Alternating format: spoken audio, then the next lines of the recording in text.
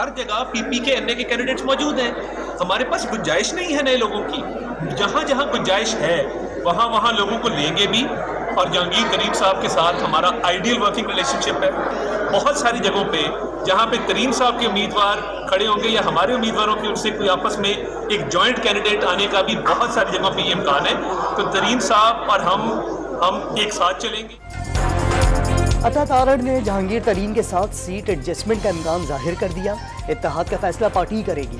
وزیر اعظم کے معاون خصوصی کا تحریک انصاف سے راہیں جدا کرنے والے سیاست دانوں کو سلام.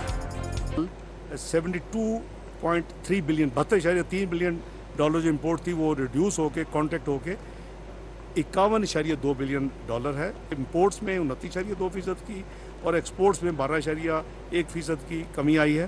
یہ پچھلے سال 28.9 بلین ڈالر تھے جو کہ اس سال 25.4 بلین ڈالر ہیں ابھی تک. حکومت رواں مالی سال کے تمام معاشی اہداف کے حصول میں ناکام. برآمدات کا ہدف بھی حاصل نہ ہو سکا. خسارے، اخراجات اور نقصانات میں اضافہ. زرعی و صنعتی پیداوار، خدمات اور سرمایہ کاری میں کمی. معاشی ترقی 0.29% رہی. معیشت کو سیلاب جیسے قدرتی آفات کا سامنا رہا. عالمی مارکیٹ میں اجناس کی قیمتوں میں اضافے سے مہنگائی بڑھی. جولائی تا مارچ مہنگائی کی شرح 29% ریکارڈ. وزیر خزانہ اسحاق ڈار نے اقتصادی سروے رپورٹ 2022-23 پیش کر دی. ملک کو ڈیفالٹ سے بچانے کے لیے درآمدات میں کمی کی. ڈالر کی قدر مصنوعی طور پر 40 سے 45 روپے زیادہ ہے. وزیر خزانہ کا دعویٰ. بیرون ملک سے ترسیلات زر میں 13% کمی کا اعتراف. ایران، افغانستان اور روس کے ساتھ ایشیا کے بدلے اشیاء کی تجارت کا فیصلہ. وزیر خزانہ کے اقتصادی سروے سے متعلق نیوز بریفنگ. 2017 میں معیشت 24ویں نمبر پر تھی. سابق حکومت کی غلط پالیسیوں نے 47ویں نمبر پر پہنچا دی. گردشی قرضہ 1148 سے بڑھ کر 2467 ارب روپے تک پہنچ گیا. معیشت میں گراوٹ کا عمل رک گیا. وزیر خزانہ نے استحکام اور ترقی ہدف قرار دے دیا. ملکی معیشت کو 2017 کی پوزیشن پر لے جانے کا عزم. ملک میں گدھوں کی تعداد 1 لاکھ اضافے کے ساتھ 58 لاکھ. بھینسوں کی تعداد میں 13 لاکھ کا اضافہ. بھیڑیں 4 لاکھ اور بکریاں 22 لاکھ بڑھ گئیں. گھوڑوں، اونٹوں اور خچروں کی تعداد میں کوئی اضافہ نہیں ہوا. مویشیوں کی کل تعداد 5 کروڑ 55 لاکھ ہو گئی. اکنامک سروے میں تصدیق. وزارت دفاع کے لیے 2 ارب 80 کروڑ. وزارت دفاعی پیداوار کے لیے 2 ارب روپے مختص کرنے کی تجویز. وزارت تعلیم و تربیت کے لیے 8 ارب 50 کروڑ روپے اور HEC کے لیے 59 ارب 71 کروڑ کے بجٹ کی تجویز. وزارت صحت کے ترقیاتی منصوبوں کے لیے 13 ارب 10 کروڑ کے بجٹ کی سفارش.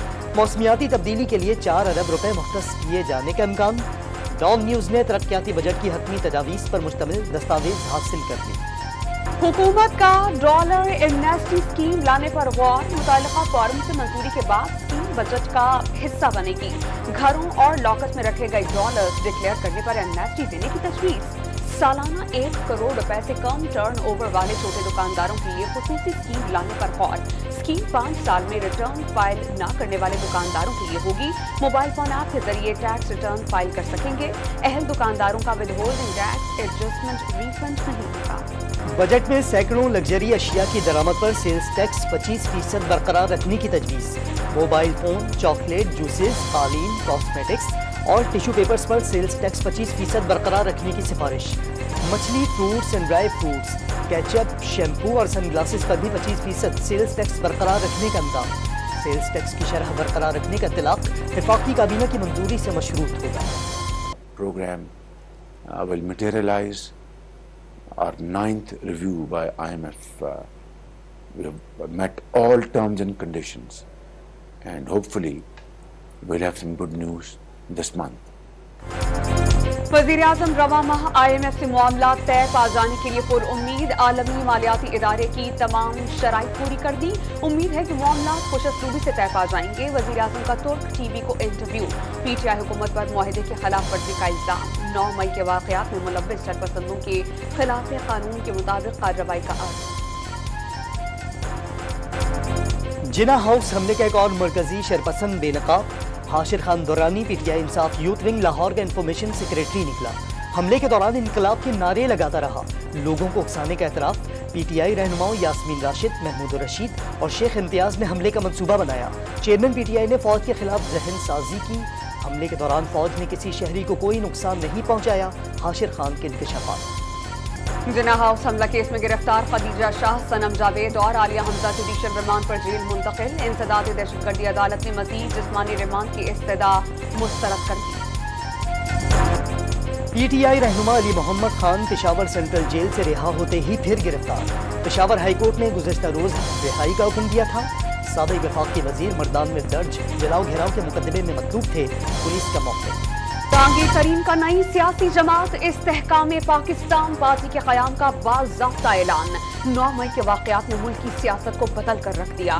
کوئی بھی معاشرہ ایسے واقعات کو برداشت نہیں کر سکتا. سینئر سیاستدان کا موقف. ملک کو دلدل سے نکالنا ایک پلیٹ فارم پر اکٹھا ہونے کا مقصد قرار دے دیا. علیم خان، عمران اسماعیل، علی زیدی، عامر کیانی، سردار تنویر الیاس اور فردوس عاشق آبان بھی نئی پارٹی میں شامل. فواد چودھری بھی تقریب میں موجود رہے. سابق وزیر داخلہ پنجاب ہاشم ڈوگر کا ڈیموکریٹس گروپ ختم کرنے کا اعلان. کسی بھی جماعت میں شامل ہونے کا امکان مسترد. آخری وقت تک پی ڈی ایم کے خلاف سیاست کرنے کا ارادہ ظاہر کر دیا.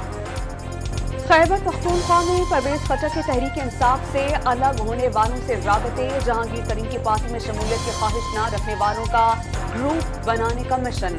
2 درجن اراکین سے بات چیت. ذرائع کا دعویٰ.